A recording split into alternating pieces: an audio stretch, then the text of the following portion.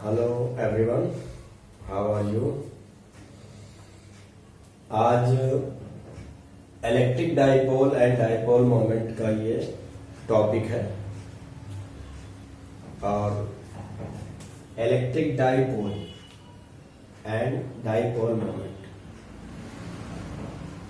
Magnetic dipole, उसी तरह से इलेक्ट्रिक डाइपोल।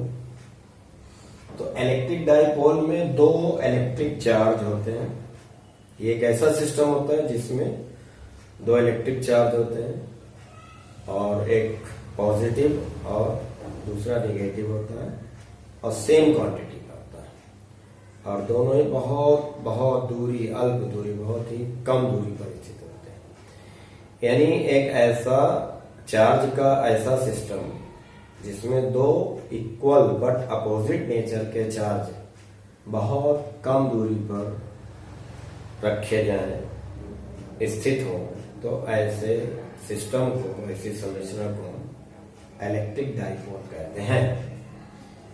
जैसे ये एक चार्ज ये है और एक चार्ज ये है, ये दो चार्ज, एक प्लस क्यू और एक माइनस क्यू, और दोनों के बीच का जो डिस्टेंस है वो 2l से डिनोट करते हैं, 2l। और ये 2l बहुत ही कम दूरी होती है। तो ऐसा सिस्टम जिसमें दो अपोजिट नेचर के सेम क्वांटिटी के चार्ज बहुत कम दूरी पर हो, तो इसे हम इलेक्ट्रिक डाइपोल कहते हैं। जैसे एग्जांपल देख सकते हैं, जैसे NaCl, Na plus Cl minus, दोनों सेम चार्ज है, अपोजिट नेचर के, और दोनों के बीच एक बहुत कम दूरी है, लगभग 1 एंगस्ट्रॉम की दूरी होती है। कॉपर सल्फेट है। तो ये सब जो है इलेक्ट्रिक डाइपोल के एग्जांपल। इलेक्ट्रिक डाइपोल मूवमेंट क्या है? इलेक्ट्रिक डाइपोल मोमेंट, तो इलेक्ट्रिक डाइपोल मोमेंट में इलेक्ट्रिक डाइपोल का कोई एक चार्ज और दोनों चार्ज के बीच का जो डिस्टेंस है उसके मल्टीप्लाई को हम डाइपोल मोमेंट कहते हैं। जैसे ये चार्ज है, ये प्लस क्यू है और ये माइनस क्यू है, 2l है, दोनों के बीच का डिस्टेंस। तो इलेक्ट्रिक डाइपोल मोमेंट और जो हो जाएगा इलेक्ट्रिक डाइपोल मोमेंट, P से लिखते हैं, P is equal to Q, कोई एक चार्ज और दोनों चार्ज के बीच का डिस्टेंस। चार्ज की क्वांटिटी से मतलब है, उसके चिन्ह से, उसके साइन से कोई मतलब नहीं। तो कोई एक चार्ज और दोनों चार्ज के बीच का जो डिस्टेंस है उसी के मल्टीप्लाई को हम डाइपोल मोमेंट कहते हैं। 2QL, coulomb into metre. इसकी यूनिट क्या होगी? Coulomb into metre. चार्ज की कूलम और डिस्टेंस की मीटर। ये वेक्टर क्वांटिटी होती है। डाइपोल मोमेंट जो होती है वो एक वेक्टर क्वांटिटी होती है और ये इसका जो डायरेक्शन होता है माइनस क्यू चार्ज से प्लस क्यू चार्ज की तरफ होता है, माइनस क्यू से प्लस क्यू की तरफ होता है। तो ये इलेक्ट्रिक डाइपोल मोमेंट। आपने देखा होगा मैग्नेटिक डाइपोल, यानी मैग्नेट में भी दो पोल होते हैं, एक नॉर्थ और एक साउथ। ये मैग्नेट से बने हैं तो इसलिए मैग्नेटिक डाइपोल है, ये चार्ज से बना है इसलिए इलेक्ट्रिक डाइपोल। दोनों में एक डिफरेंस है, ये चार्ज से बना है, ये मैग्नेटिक डाइपोल है। इसके दोनों पोल्स को आप अलग अलग नहीं कर सकते, लेकिन इसके दोनों चार्ज अलग अलग हो सकते हैं। प्लस क्यू और माइनस क्यू अलग अलग हो सकते हैं, लेकिन इसको आप अलग अलग नहीं कर सकते। तो ये आपने देखा electric dipole and dipole moment. इस P से लिखते हैं, ये वेक्टर क्वांटिटी होती है। देखिए अब हम electric field due to electric dipole, electric field intensity निकालेंगे। हमें मालूम है कि एक चार्ज प्लस या माइनस चार्ज अपने सराउंडिंग में एक इलेक्ट्रिक फील्ड क्रिएट करता है। तो अब इलेक्ट्रिक डाइपोल में एक नहीं दो चार्ज होते हैं, प्लस भी होता है और माइनस भी होता है। तो पूरा इलेक्ट्रिक डाइपोल का जो सिस्टम है वो किसी पॉइंट पर कितना इलेक्ट्रिक फील्ड इंटेंसिटी बनाएगा वो हमें निकालना है। तो electric field intensity due to electric field intensity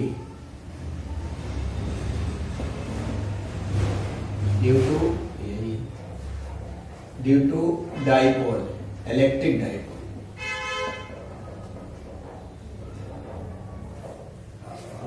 electric dipole,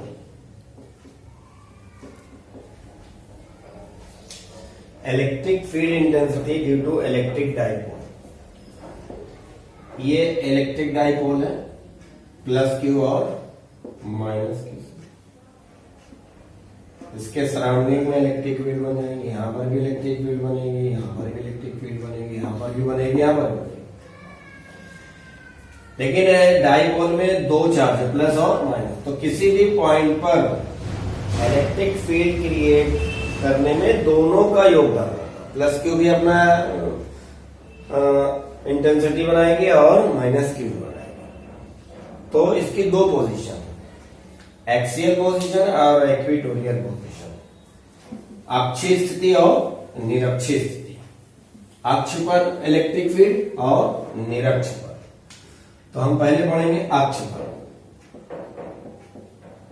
अक्ष पर या and on position, and on position,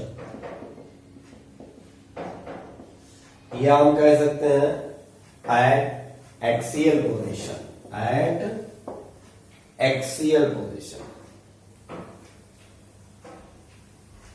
ये डाइपोल ले लेते हैं, ये प्लस क्यू और ये माइनस क्यू। ये इसका मिड पॉइंट है O, ये A है और ये B। यहां पर हमें इलेक्ट्रिक फील्ड की इंटेंसिटी निकालना, तो ये पॉइंट यहां पर एक्सिस पर है, यानी अक्ष पर है। तो अब यहां तक की हमें मालूम है कि इलेक्ट्रिक फील्ड की जो इंटेंसिटी है चार्ज पर और डिस्टेंस पर डिपेंड करती है।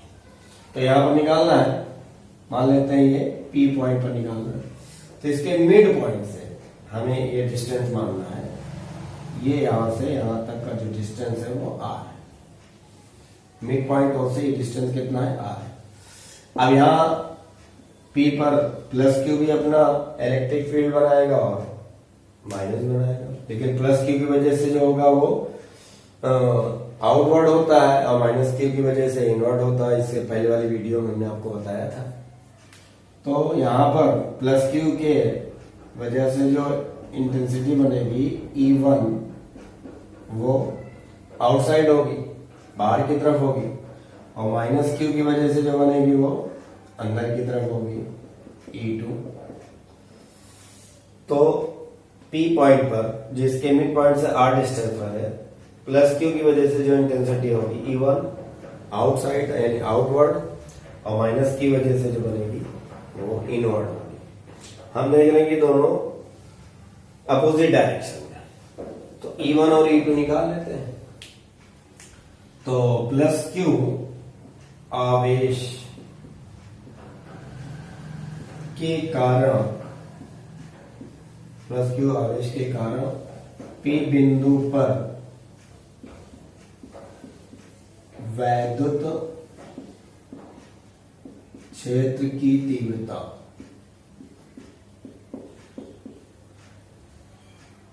Intensity of electric field at point P due to plus Q charge E1 is equal to 1/4πε0 Q upon R square होता है, Q upon R square, Q charge बटे R डिस्टेंस। तो आप देखें यहाँ प्लस क्यू से ये डिस्टेंस जो होगा वो R माइनस L होगा। देखो ये यहां से यहां तक L है, यहां से यहां तक L है, क्योंकि प्लस क्यू और माइनस क्यू के बीच का जो डिस्टेंस होता है वो कितना होता है, 2L होता है। तो मिड पॉइंट से लिया तो ये L हो गया, ये भी L हो गया, दोनों 2L हो गया। तो P की प्लस क्यू से जो डिस्टेंस होगी वो क्या होगी, R माइनस L। तो Q अपॉन R स्क्वायर होता है, तो R स्क्वायर लिखिएगा R माइनस L का होल स्क्वायर। अब इसका हम डायरेक्शन देखेंगे, देखो इसका डायरेक्शन है बी से पी, बीपी डायरेक्शन, बीपी दिशा में। कहां पर होगा ये? बीपी दिशा में। बीपी मतलब बी से पी की दिशा होगा। माइनस क्यू आवेश के कारण पी बिंदु पर वैद्युत क्षेत्र की तीव्रता निकाल लेते हैं। E2 बराबर 1/4πε0, फिर Q/r²। लेकिन आपकी यहां से यहां तक का डिस्टेंस ये L और यहां से यहां तक का P क्या हो जाएगा? R प्लस L का होल स्क्वायर। ये क्या होगा? PA डायरेक्शन में, PA दिशा में।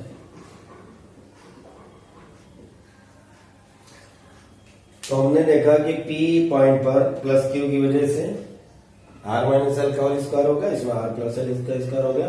ये P से P डायरेक्शन में होगा, ये P से A डायरेक्शन में होगा।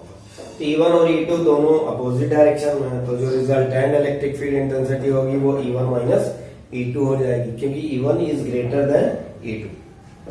E1 की वैल्यू E2 से ज्यादा है, क्योंकि E1 जो है वो Q के प्लस Q के करीब है और P पॉइंट जो है वो प्लस Q के करीब है और माइनस Q से दूर है। तो इसलिए प्लस Q की वजह से जो इंटेंसिटी E1 बनेगी वो ज्यादा होगी और माइनस Q की वजह से जो इंटेंसिटी बनेगी E2 वो कम होगी। तो रिजल्टेंट क्या होगी? E1 minus E2।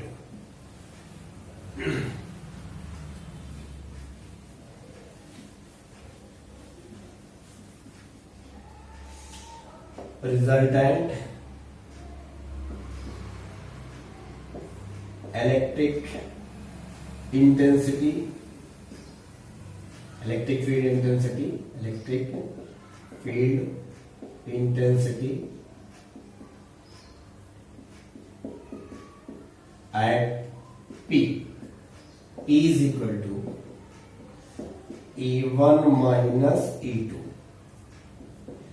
तो E1 हो गया 1/4πε0 Q/r माइनस L का whole square, 1/4πε0 Q/r plus L का होल स्क्वायर। इसमें Q/4πε0 कॉमन ले लें हम, तो 1/r माइनस L का Q ये कॉमन में हो गया और ये हो जाएगा 1/r प्लस L का होल स्क्वायर। Q/4πε0 इसमें हम R माइनस L का whole square, R plus L का होल स्क्वायर, ये हमने एलसीएम ले लिया। ये R माइनस L का होल स्क्वायर से कैंसिल हो गया, तो क्या बचा? R प्लस L का whole square, R minus L का होल स्क्वायर। ये कैंसिल हुआ, ये बचा R plus L, R minus L का होल स्क्वायर। अब देखिए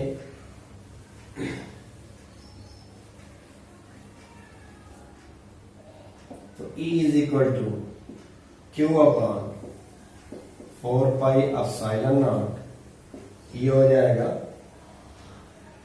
R² plus L² plus 2RL minus A minus B का whole square, R² plus L² minus 2RL, नीचे A minus B, A plus B, तो ये हो जाएगा R² माइनस L² का होल स्क्वायर। अब हम ये ब्रैकेट को ब्रेक करेंगे, E इज इक्वल टू हो जाएगा Q/4πε0 R² plus L² plus 2RL minus की वजह से अंदर सारे साइन चेंज हो जाएंगे, R² minus L² plus 2RL R² minus L² का होल स्क्वायर, ये दोनों प्लस माइनस से कैंसिल हो जाएगा। E is equal to Q/4πε0 4RL, 2RL 2RL plus 4RL नीचे हो जाएगा R square minus L square का होल स्क्वायर। अब ये देखिए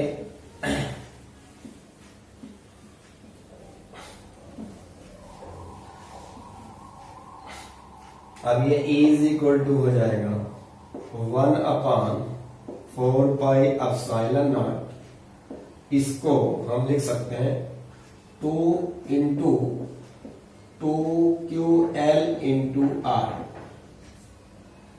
इंटू मल्टीप्लाई करिए 2 2 या 4 QLR upon R square minus L square का होल स्क्वायर। 2 केवल के प्लेस पर हम पी रख सकते हैं। इलेक्ट्रिक डाइपोल मोमेंट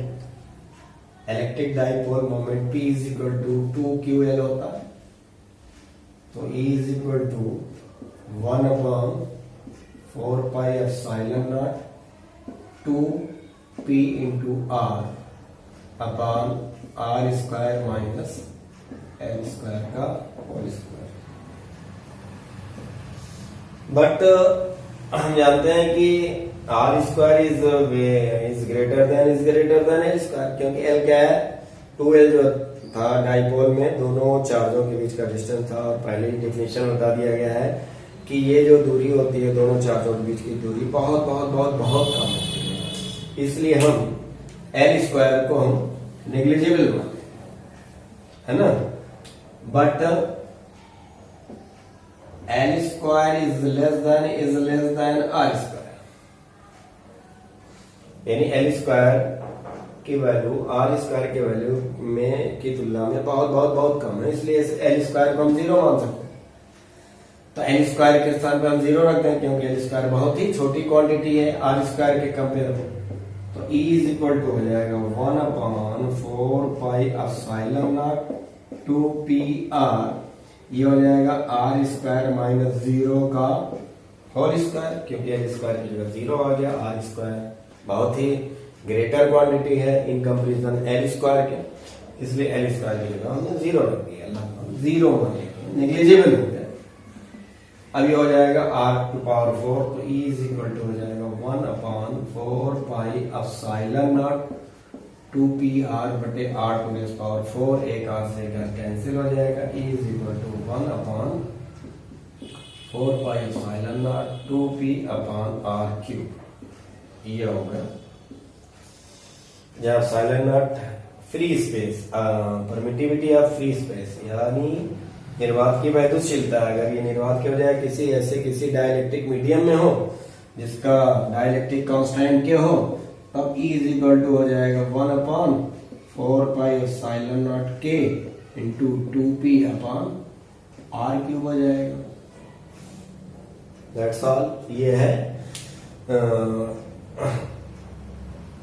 अक्ष पर, यानी इलेक्ट्रिक डाइपोल की वजह से अक्ष पर वैद्युत क्षेत्र की तीव्रता है। P क्या है? इलेक्ट्रिक डाइपोल मोमेंट है। R क्या है? उसके मिड पॉइंट से जहां पर हमें इलेक्ट्रिक फील्ड निकालना इंटेंसिटी, उसकी डिस्टेंस है, ये एक्स पॉइंट। इसके अगले वीडियो में हम इक्वेटोरियल पोजीशन बताएंगे, निरक्ष पर वैद्युत क्षेत्र की तीव्रता।